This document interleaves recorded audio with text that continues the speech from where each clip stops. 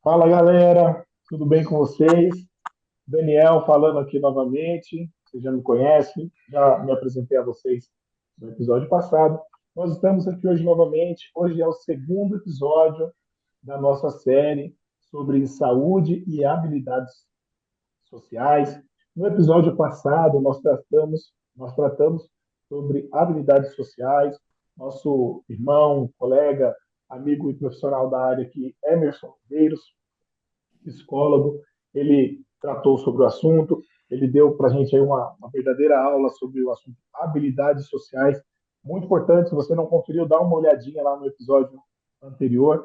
A gente vai deixar o link aí embaixo para vocês darem uma olhada.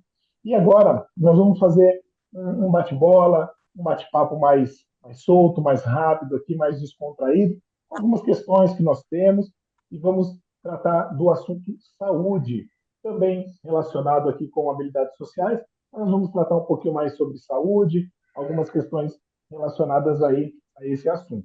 Nosso colega Alair, ele vai dar o pontapé inicial aí nesse jogo de futebol aí. Alair, a bola é sua, fica à vontade. Olá, galera, como é que tá? Tudo bom? Emerson, gostei bastante da sua explanação e ficou uma dúvida que eu tenho na minha mente aí já há um tempo, já há algum tempo. As igrejas, elas hoje elas estão adotando uma uma espécie de um curso onde quem está participando, ele vai levar uma confissão e um autoconhecimento. Então, são cursos como Celebrando a Recuperação, Celebrando Restauração, Homem ao Máximo, Mulher Única, etc. Como que você está enxergando esses cursos? Parece que isso está aflorando em diversas igrejas, né? O que que você vê, como que você enxerga isso, é, especialmente quando a gente trabalha com um grupo de pessoas que precisa se autoconhecer, mas não necessariamente através de um profissional da área, e sim de um líder, de um pastor. Como que você está enxergando tudo isso, e principalmente nesse momento que isso está aflorando nas igrejas? O que que você enxerga? Muito bem, Alaí, obrigado aí pela tua pergunta, também, de uma certa forma, uma colocação também, né, em relação às questões atuais aí, em se tratando de saúde mental dentro das igrejas. Esse assunto eu acho que é muitíssimo importante, a sua pergunta principalmente, porque a gente vê aí situações e muitos programas de desenvolvimento pessoal acontecendo nas igrejas, né? Eu acho que isso cumpre um papel muito saudável, muito importante, né? É óbvio que quando a gente traz uma metodologia de trabalho, a gente tem ali um perfil talvez muito limitado, né? Em que as pessoas elas precisam de alguma forma se enquadrar naqueles padrões que estão sendo discutidos ali dentro desses grupos, respeitando, obviamente, entendendo a efetividade destes protocolos, destas metodologias. A gente também precisa pensar de uma maneira um pouco mais ampla, né? Fazer parte desses programas traz um benefício, mas tem coisas muito mais profundas, inclusive, que a gente precisa tratar, né?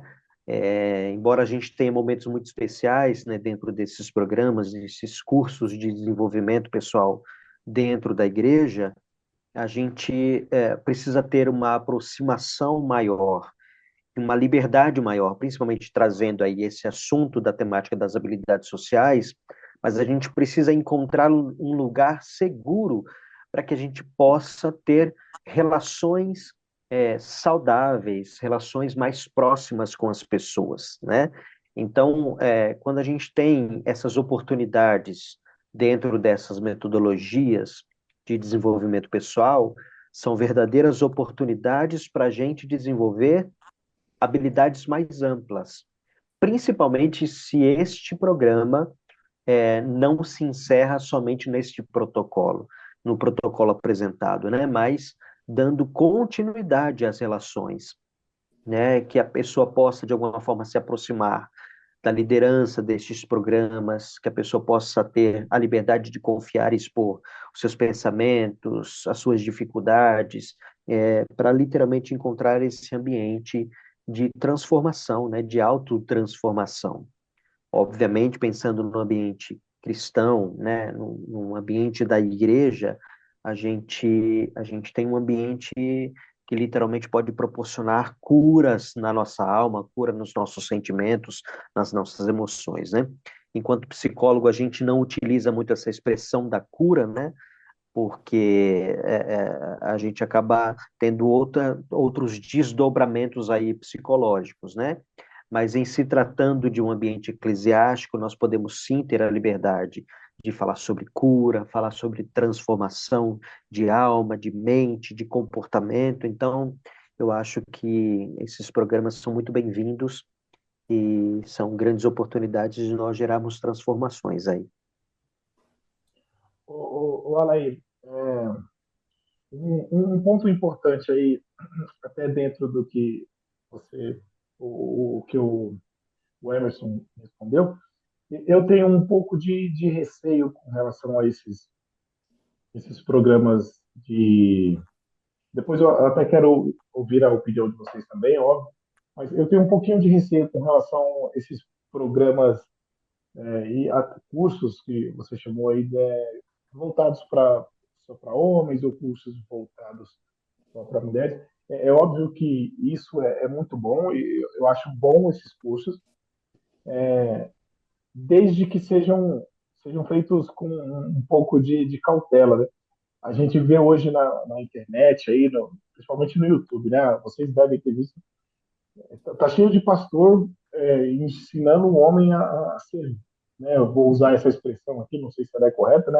Pastor ensinando o homem a ser macho, né? Então tem um monte de coisa ali que você vê que são comportamentos mais culturais e não são tantos comportamentos bíblicos, né? Normas bíblicas, eu não sei se essa expressão está correta, mas não são tantas normas bíblicas assim que fazem com que o homem haja mais como Jesus, né? Às vezes eles ensinam mais o homem a agir como um comportamento cultural ali. Eles, ó, aqui na minha cidade, ser homem é ter a barba grande, ter uma motona e falar grosso, né? E aí o cara ensina isso lá no curso dele. Você tem que fazer isso, né? A gente vê isso aí, né? É óbvio que não são todos que fazem, né? É óbvio, mas você tem bastante disso daí na internet. Eu acho que desde que isso seja feito com bastante cautela, aí eu acho que é válido, eu acho importante isso, mas que seja feito com cautela e dentro dos padrões bíblicos ali, né? Exatamente. A minha dúvida, aliás, a minha crítica quanto a esses cursos, esses programas, né? Não é um curso, mas um programa, é que você tem um líder que normalmente ele não é um profissional adequado para tratar com alguma questão. Então, existe sim esse lado que você falou, né, de você ser um pouco mais, vamos dizer, proeminente na sociedade como homem, tem esse lado, mas tem um outro lado desses programas, que é uma introspecção que você faz, e você acaba, vamos dizer, entre aspas, né, descobrindo ou redescobrindo algo que estava muito adormecido em você, né? E a partir daí você muda o seu rumo, você toma outras decisões. Então, muitas vezes esses programas são destinados a isso. Eu vou dar um exemplo mais claro. Você tem aí uma predisposição a um descontrole alimentar. Então, você fazendo, participando desses programas, aí você descobre que você é compulsivo, né? Você tem uma compulsão alimentar.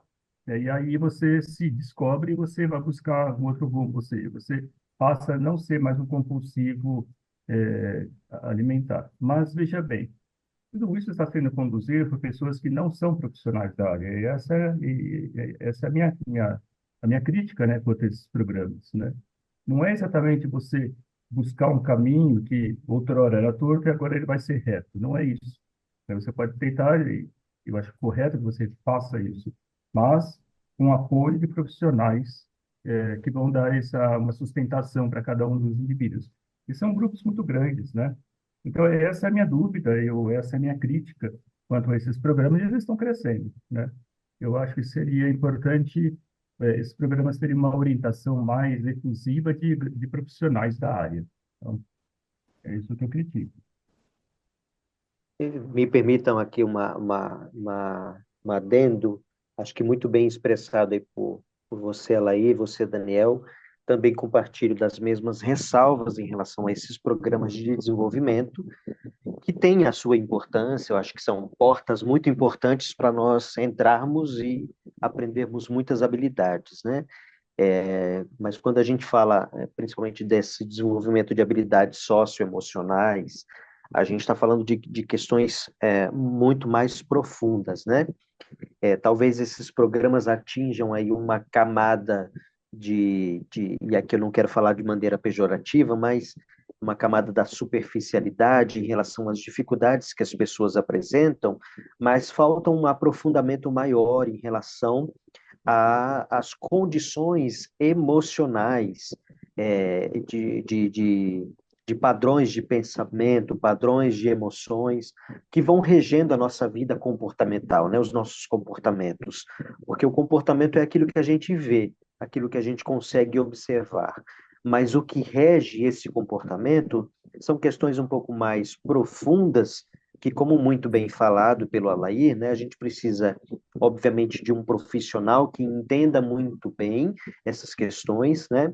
Mas há, obviamente, em se tratando um ambiente cristão, a gente tem uma habilidade de liderança, uma habilidade pastoral, quando bem desenvolvida, a gente também tem ali uma grande oportunidade de nós tratarmos essas questões de maneira um pouco mais profundas, né? A gente tem uma sociedade hoje que ela é muito superficial, uma sociedade que se apega a coisas muito efêmeras, muito passageiras, né? E dentro dessas questões, desses apegos superficiais, a gente vai tendo e desenvolvendo uma vida extremamente frágil, quando o cristianismo nos ensina a sermos indivíduos fortes, que se apegam obviamente, reconhecendo a sua fraqueza, mas que entendem que há um poder maior, um poder de Deus que se derrama sobre a nossa vida, que se aperfeiçoa dentro da nossa fraqueza, né? Então a gente precisa aprender a desenvolver, enquanto cristãos, enquanto filhos de Deus, saber que há um Deus supremo que rege as nossas vidas e que, a despeito da dificuldade que nós passemos, nós temos muitas habilidades a serem desenvolvidas, né? E eu acho que a habilidade, inclusive, não falada por mim, não falada talvez pela literatura, pela ciência das habilidades sociais, mas a habilidade de servir, elas nos torna indivíduos melhores, mais habilidosos e muito mais sensíveis a ouvir a voz de Deus, claro, mas também ouvir a necessidade dos nossos irmãos.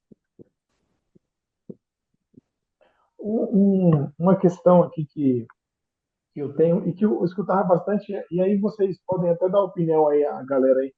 Vocês já devem ter escutado aí bastante a expressão depressão é coisa do demônio, né? O crente, ele não tem, não é?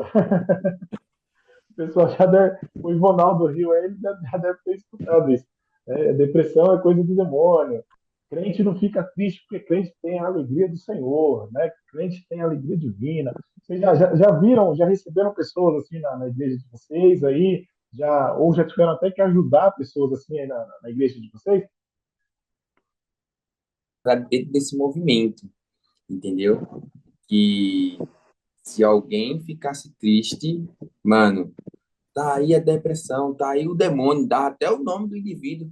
Chegou um tempo na minha vida que eu sabia os nomes dos demônios todinho. Agora, se me perguntasse o nome do versículo bíblico, eu não sabia. Eu disse, tem alguma coisa diferente aí. Mas, poxa.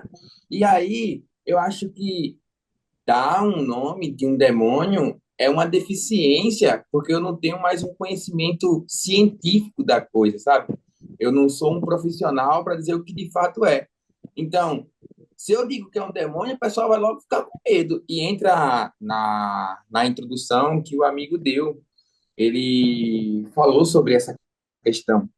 E ele disse mais ou menos assim: olha, a gente é manipulado muitas vezes por algumas pessoas.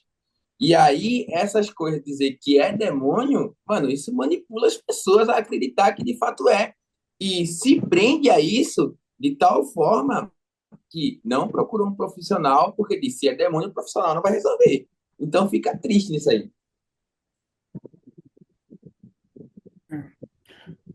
Ricardo, deixa eu falar agora.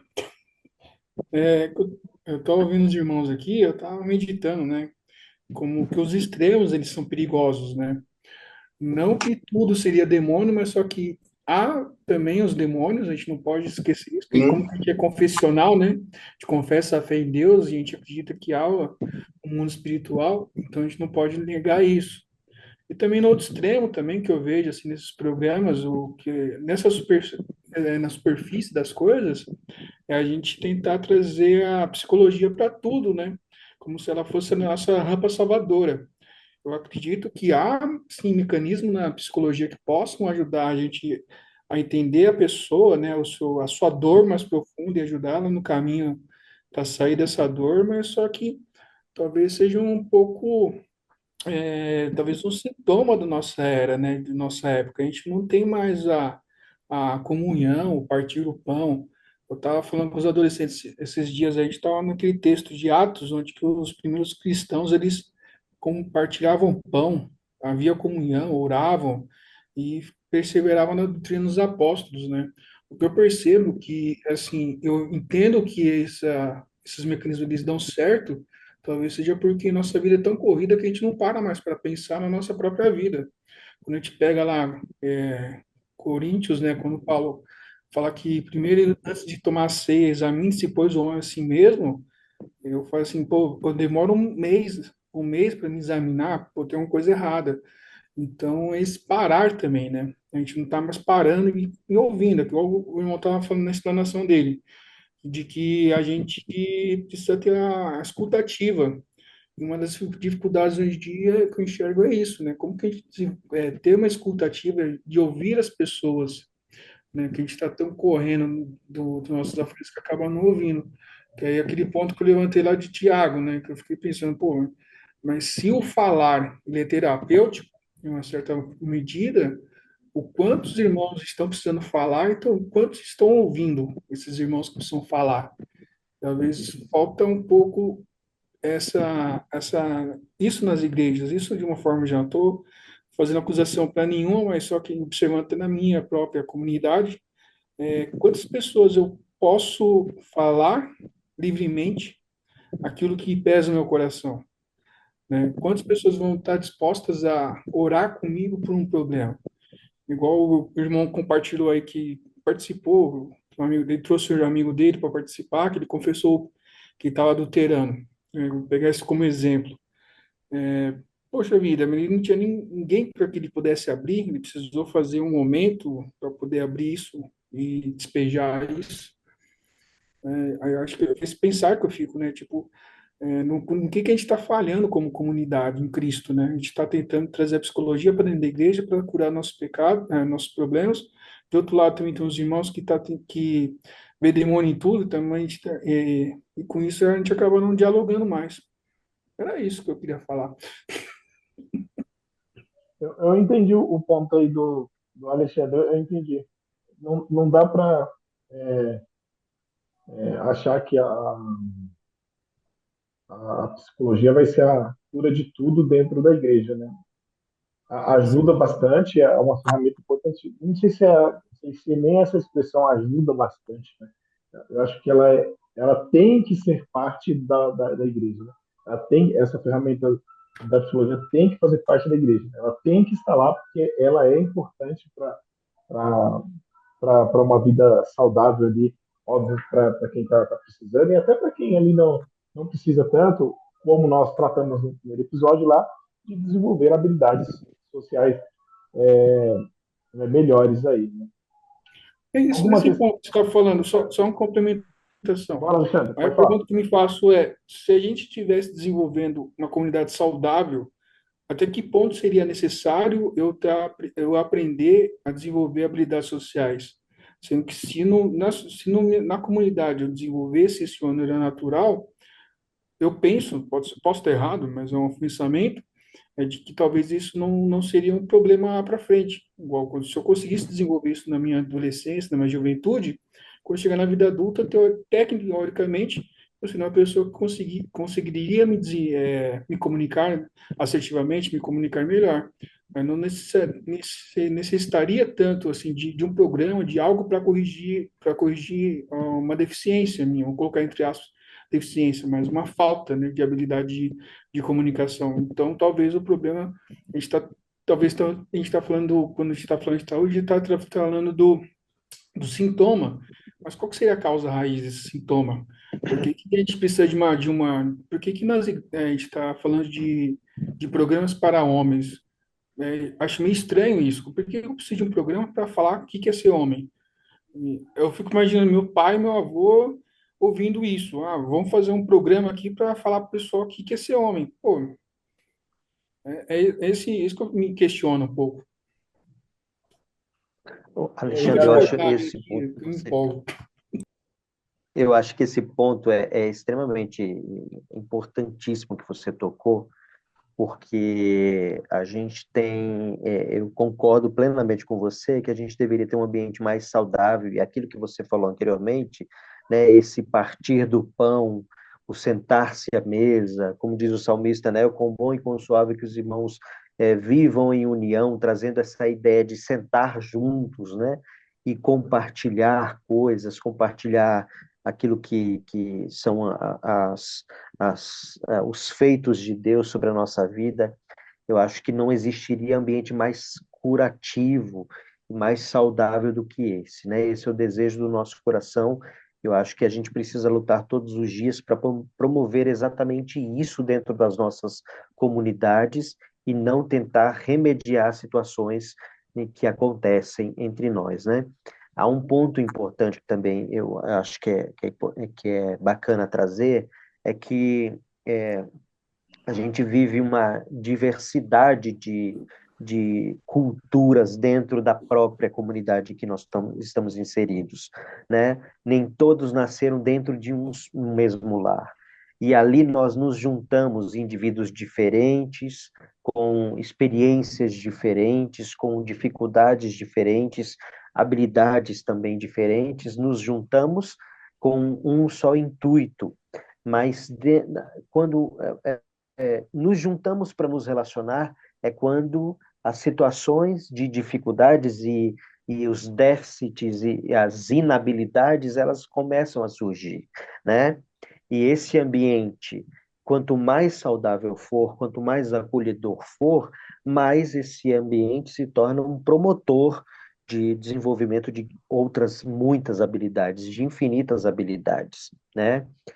Quando você fala do profissional de psicologia, a gente sempre tem uma ideia de um profissional que vem com um extintor de incêndio na mão, tentando apagar o fogo que já tomou conta de tudo, né? Quando, na verdade, o psicólogo ele deveria ser, de fato, apenas um profissional que auxilie nessa promoção de desenvolvimento de habilidades, apenas que ele seja um promotor. Então, quando a gente atua num ambiente que já tem